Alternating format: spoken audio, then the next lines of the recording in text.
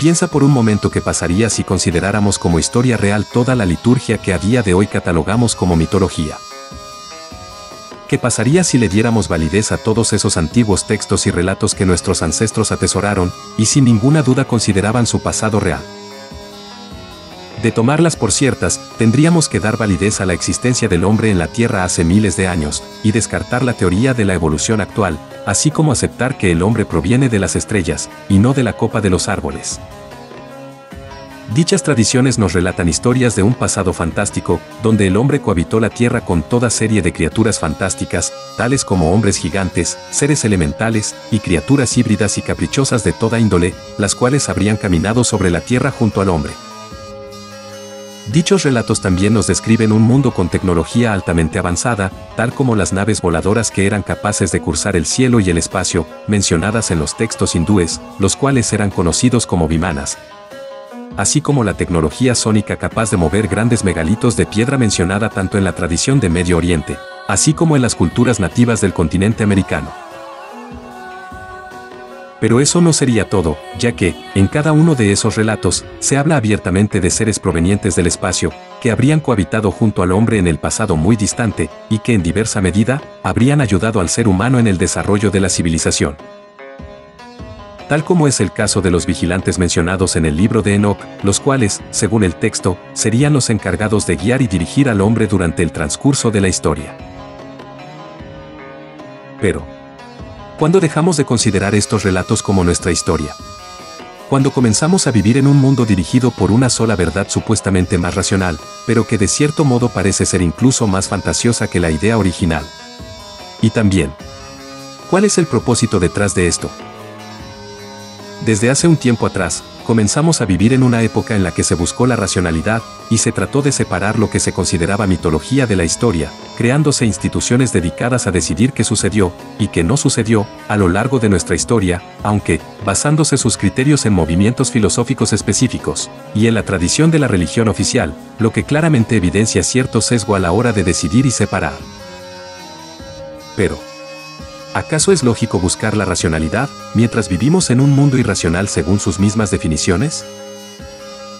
Tomémonos un minuto para pensar. Vivimos en un planeta de tantos, de un sistema solar de tantos, de una galaxia de tantas, dentro de un universo de tantos, dentro del infinito.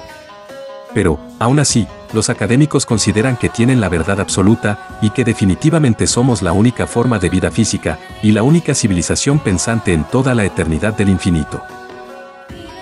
Entonces, ¿a quién creemos?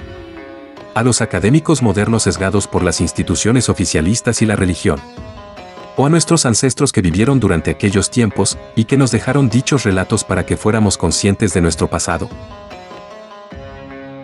El Canon Real de Turín, también conocido como el Papiro Real de Turín, o la Lista de Reyes de Turín, es un antiguo papiro egipcio con textos en escritura hierática, o jeroglíficos simplificados, el cual se encuentra a día de hoy custodiado en el Museo Egipcio de Turín, lugar al cual debe su nombre dicho documento. Los académicos han fechado dicho texto en la época de Ramsés II, allá por el siglo XIII antes de la Era Común, aunque algunos aseguran que este pudiera ser posterior. De igual manera, según la historia oficial, el papiro tendría unos 3000 años de antigüedad.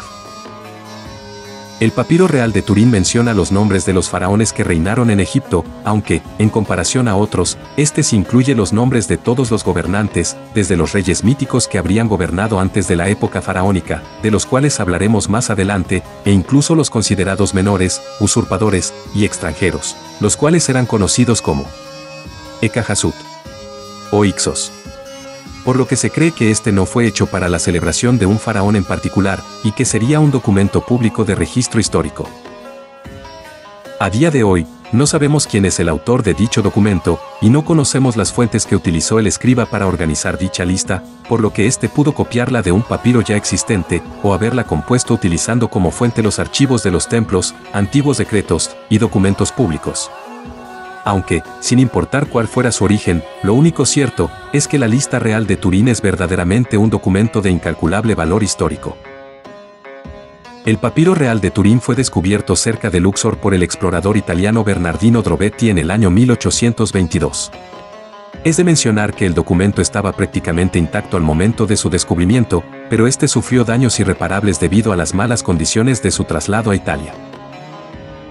El papiro mide 1,70 m de largo y 41 centímetros de alto, y lastimosamente, a día de hoy este se encuentra fragmentado en unas 160 partes, aunque algunas otras han desaparecido, ya sea por el mal manejo del documento a través de los años, así como por personas despiadadas que decidieron tomar un trozo como, entre comillas, recuerdo.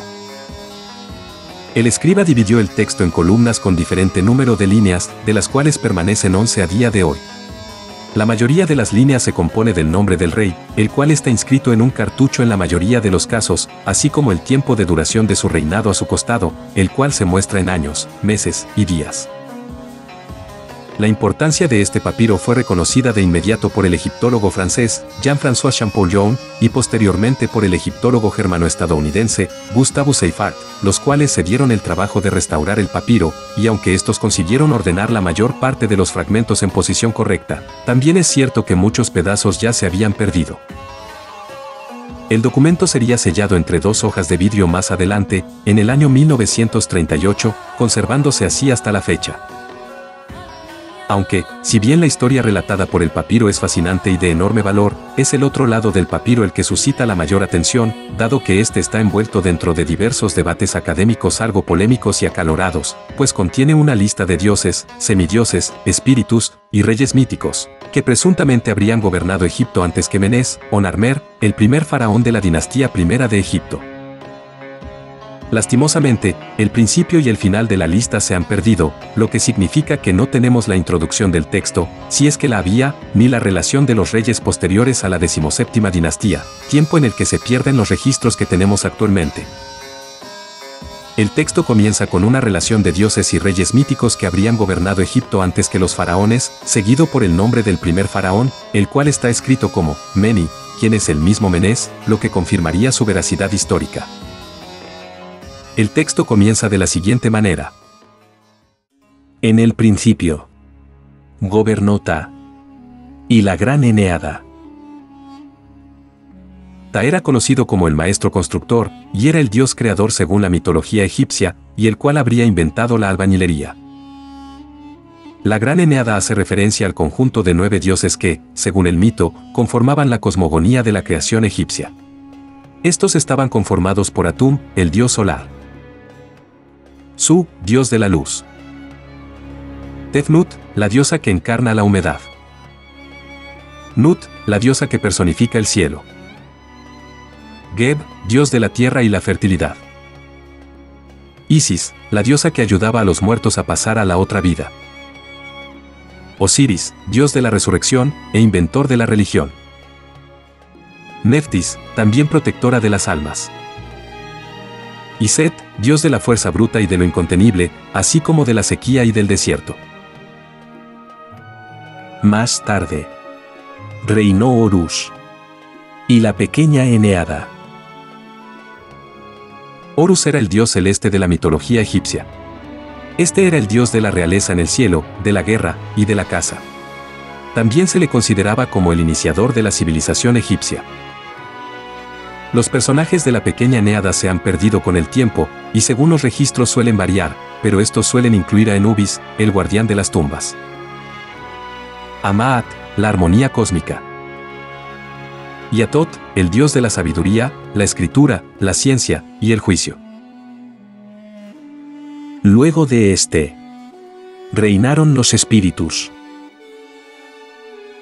Aquí no está muy claro a quiénes hace referencia el escriba, aunque bien podemos tomar referencias de textos de otros antiguos historiadores, tales como Manetón y Eusebio de Cesarea, quienes escribieron acerca de los llamados Chemsuhor, o los seguidores de Horus, quienes habrían sido una serie de semidioses y reyes de épocas anteriores, que habrían gobernado Egipto durante 6000 años, justo antes de hacerlo Menés, el primer faraón dinástico.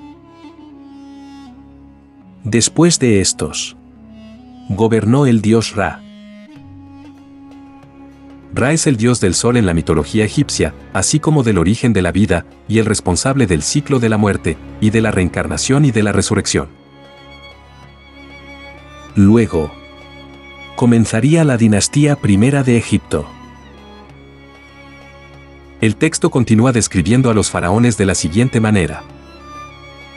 Señor de las dos tierras. Meni. El rey. El rey.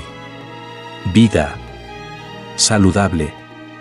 Ha reinado 62 años.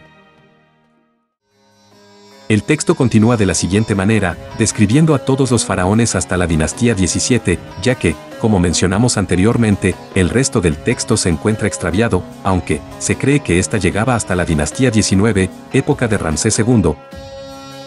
Es en este punto de la historia donde se abre un debate claro, ya que no sabemos si nuestros ancestros escribieron en base a su imaginación o en base a lo que en realidad vivieron y observaban.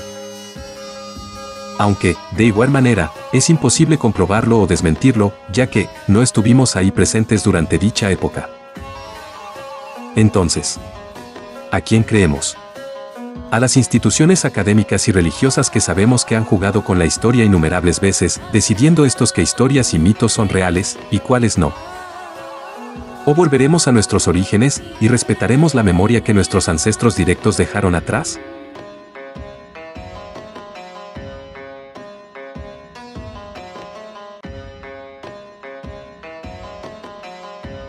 Si te gustó el video, apóyanos con un like, suscríbete al canal y activa la campana de notificaciones para no perderte más misterios arqueológicos, mitología, historia y ciencia. Dale un vistazo a los demás videos del canal, quizás te puedan interesar. Asimismo, puedes considerar hacerte miembro para apoyar al canal a crecer y a hacer mejores videos.